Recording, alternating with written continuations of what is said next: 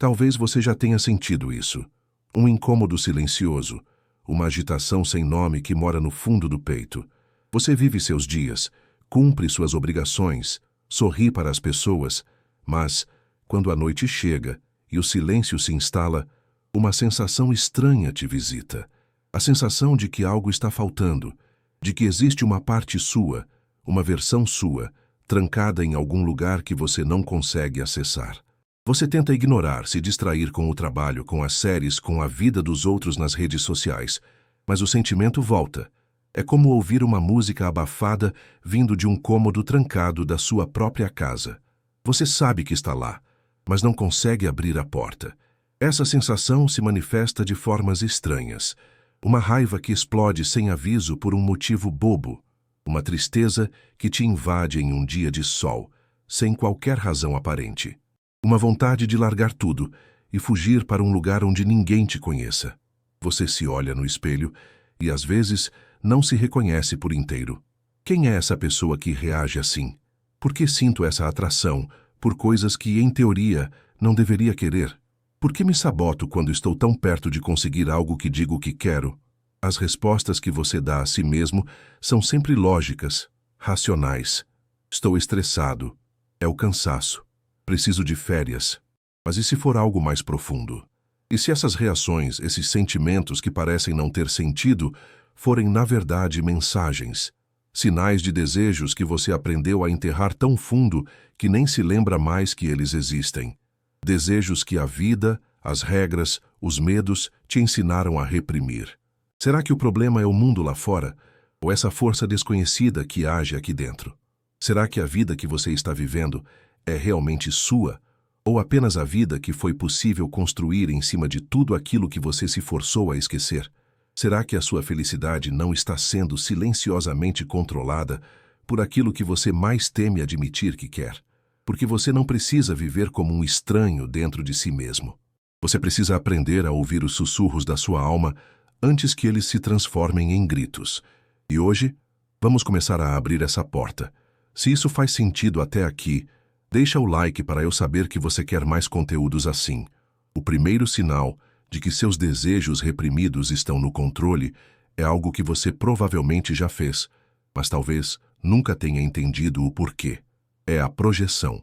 De forma simples, é quando você aponta no outro com uma intensidade fora do comum, aquilo que não consegue aceitar em si mesmo. Pense naquela pessoa que você conhece que critica ferozmente a busca dos outros por liberdade, que julga cada passo de alguém que decide viver de forma menos convencional. Ela fala com uma certeza, com uma autoridade moral que impressiona. Ela aponta o dedo, condena, se sente ofendida pela maneira como o outro escolhe viver. Mas se você olhasse bem de perto, por trás de toda aquela crítica, o que você encontraria? Talvez um desejo profundo e não realizado pela mesma liberdade que ela tanto ataca. Aconteceu com o Marcos, um homem que passou a vida inteira seguindo o roteiro. Faculdade, emprego estável, casamento, filhos, tudo como mandava o figurino. Para ele a vida era uma linha reta, um caminho de responsabilidades, e ele sentia um desprezo, quase um ódio, por um primo que vivia de forma completamente diferente. O primo era músico, viajava o país com sua banda, não tinha casa fixa, não se preocupava com contas ou com o amanhã. Marcos o chamava de irresponsável, de sonhador, de fracassado. Em todas as reuniões de família, ele encontrava uma forma de criticar o estilo de vida do primo, de diminuir suas escolhas. Viver de música não é vida, ele dizia. Uma hora, a realidade bate na porta. O que Marcos não percebia era que cada crítica era um grito abafado de sua própria alma. Na adolescência, seu grande sonho era ser fotógrafo. Ele tinha talento, tinha paixão. Mas seu pai, um homem rígido, disse que fotografia não enche barriga. Marcos, com medo de decepcionar, com medo de falhar, guardou a câmera, guardou o sonho e vestiu o terno que o pai esperava que ele vestisse. O desejo não morreu. Ele foi apenas reprimido. E como uma energia que não pode ser destruída, ele precisou encontrar uma válvula de escape. Essa válvula era o primo. Ao atacar a liberdade do outro, Marcos estava, na verdade, atacando o seu próprio desejo adormecido. Era mais fácil julgar o primo como um irresponsável do que admitir para si mesmo que ele, Marcos, tinha sido covarde, que ele tinha aberto mão do seu sonho por medo. A raiva que ele sentia não era pelo primo, era pela vida que ele mesmo não teve coragem de viver. Então, observe a si mesmo. Aquelas críticas que você faz com mais paixão, aquelas coisas que te incomodam nos outros de forma desproporcional, elas podem ser um espelho. Um espelho que reflete o desejo que você não se permite sentir, a liberdade que você não se permite ter, a coragem que você não se permite expressar. O primeiro sinal é este: quando o que você mais julga no outro é, na verdade, o que você mais secretamente deseja para si. O segundo sinal é ainda mais sutil e, talvez por isso, mais perigoso. São as reações emocionais desproporcionais. Sabe aquele dia em que tudo parece normal e, de repente, uma pequena coisa acontece e você explode? Alguém te fecha no trânsito e você sente uma onda de fúria que dura horas. Um amigo faz uma piada inofensiva e você se sente profundamente ofendido, carregando aquela mágoa por dias. Ou o contrário, um pequeno gesto de gentileza de um estranho te leva às lágrimas, uma emoção tão forte que nem você entende de onde veio. Essas reações são como um copo que já está cheio até a borda. Qualquer pingo a mais faz tudo transbordar. A pergunta é: o que encheu esse copo? Na maioria das vezes, não é o evento em si. A fechada no trânsito não é o problema. A piada não é o problema.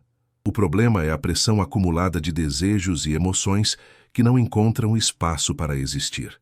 Pense em uma mulher. Vamos chamá-la de Ana. Ana sempre foi a boa moça, a filha perfeita, a aluna exemplar, a funcionária dedicada. Ela aprendeu desde cedo que para ser amada precisava agradar.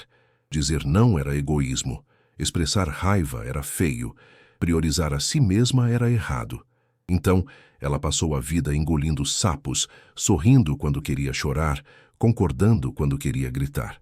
Ela reprimiu seu desejo fundamental por autonomia, por ter sua própria voz, por impor seus próprios limites. Externamente, Ana era a pessoa mais calma e controlada que você poderia conhecer. Mas, por dentro, o copo estava enchendo. Um dia no supermercado, a caixa passou um produto com o preço errado, um erro de centavos. E Ana, a calma e controlada Ana, desabou. Ela começou a discutir com a caixa, a voz tremendo, o rosto vermelho. As pessoas na fila olhavam assustadas. Ela não estava brigando pelos centavos. Ela estava brigando por todas as vezes que foi passada para trás e não disse nada. Por todas as vezes que seu chefe levou crédito por seu trabalho e ela sorriu. Por todas as vezes que sua família exigiu sua presença e ela cancelou seus próprios planos. A raiva que ela sentia não era pela caixa do supermercado, era por uma vida inteira de autoanulação. Aquele pequeno erro foi apenas o gatilho, a gota d'água que fez transbordar décadas de desejos reprimidos por respeito, por espaço, por ser vista. Se você se percebe tendo essas explosões ou implosões emocionais que parecem não fazer sentido com a situação, pare e pergunte a si mesmo: o que realmente está me causando isso? Qual desejo meu está sendo pisoteado há tanto tempo que qualquer pequena frustração se torna insuportável? Essa reação desproporcional não é um sinal de loucura. É um pedido de socorro da sua alma, um alerta de que seus desejos mais legítimos estão sufocados e precisam desesperadamente de ar. E se você quer mais histórias que tocam o coração e trazem soluções, já se inscreve no canal. Aqui sempre tem algo especial para você.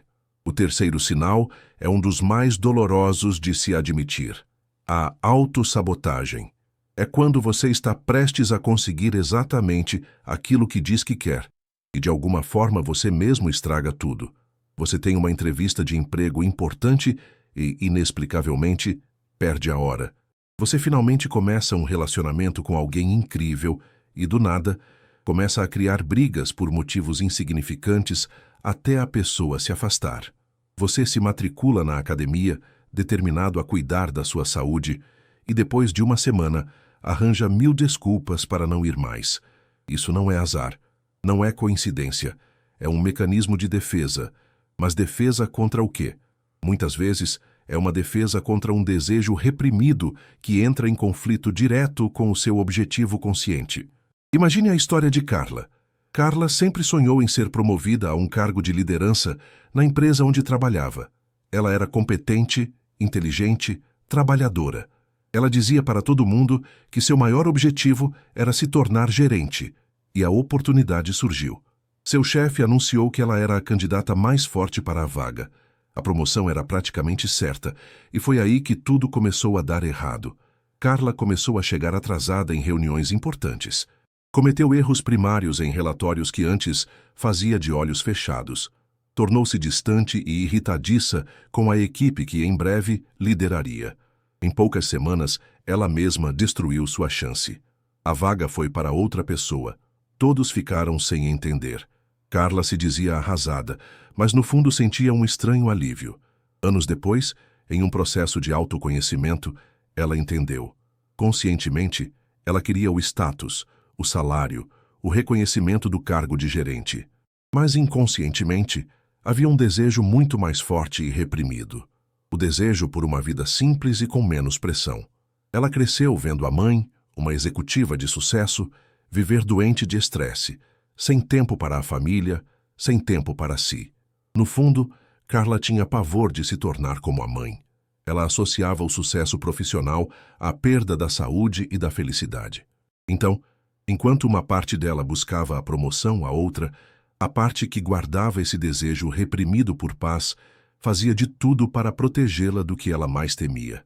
A autossabotagem foi a forma que seu inconsciente encontrou de dizer: "Eu não quero essa vida para você." Ela não estava se sabotando por incompetência, estava se protegendo de um futuro que secretamente a apavorava.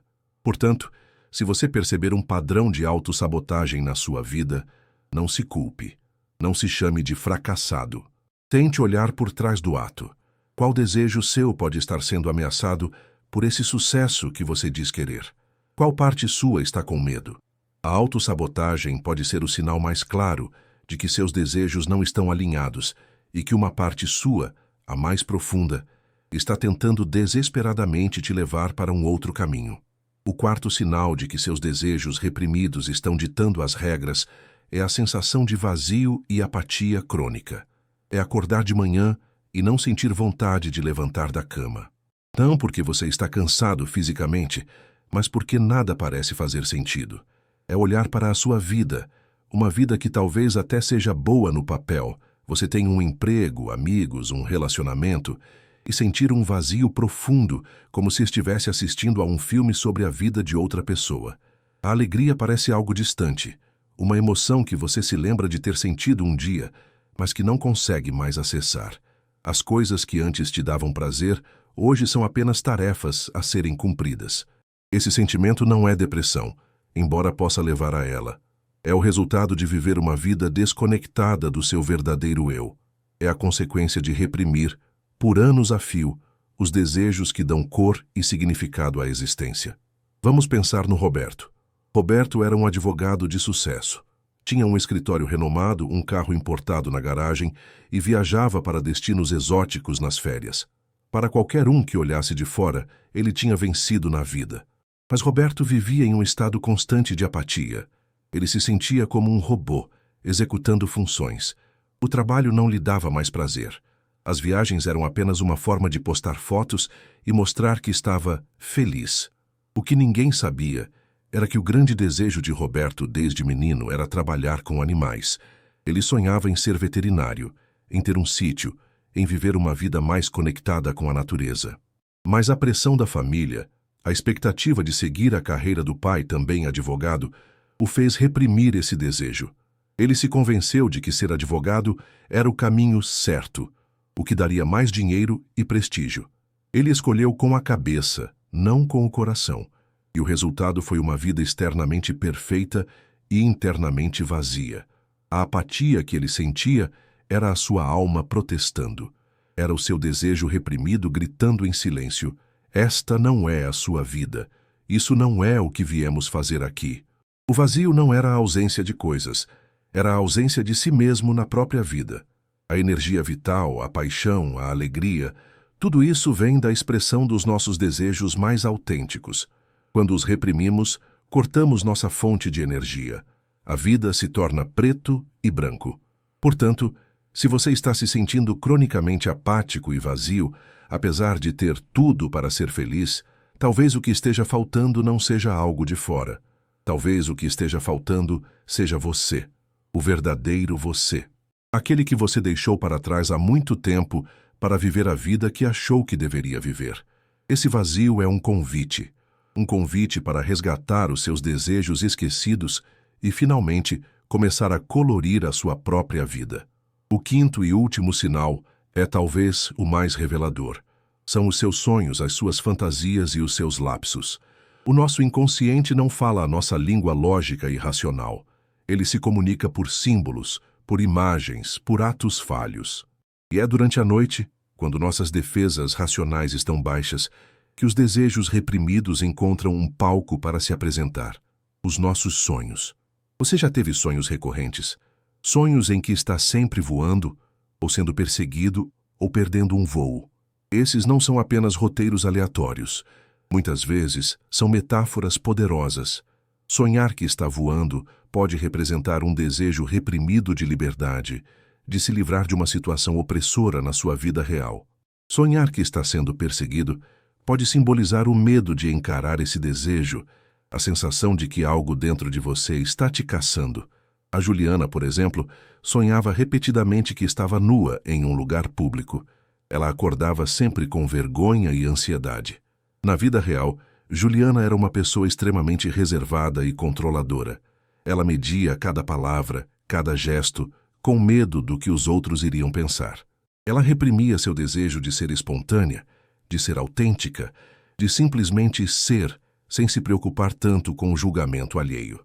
O sonho de estar nua era o seu inconsciente dizendo: eu quero me expor, eu quero ser vista como eu sou, sem máscaras, sem roupas, sem disfarces.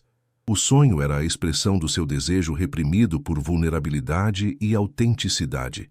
Além dos sonhos, preste atenção nas suas fantasias, aqueles pensamentos que surgem do nada, quando você está no trânsito ou no chuveiro. Fantasias sobre largar o emprego e abrir um café na praia. Fantasias sobre terminar um relacionamento e viajar o mundo sozinho. Muitas vezes, nós as descartamos como bobagens, coisas de filme. Mas elas não são bobagens. Elas são ensaios da alma. São janelas para os nossos desejos mais profundos. E por fim, os lapsos, os famosos atos falhos. Quando você quer dizer uma coisa e, sem querer, diz outra. Chama o parceiro atual pelo nome do ex. Diz, eu não quero, quando queria dizer, eu quero. Esses pequenos erros não são acidentes. São a verdade do seu desejo reprimido, vazando pela fresta do seu controle consciente.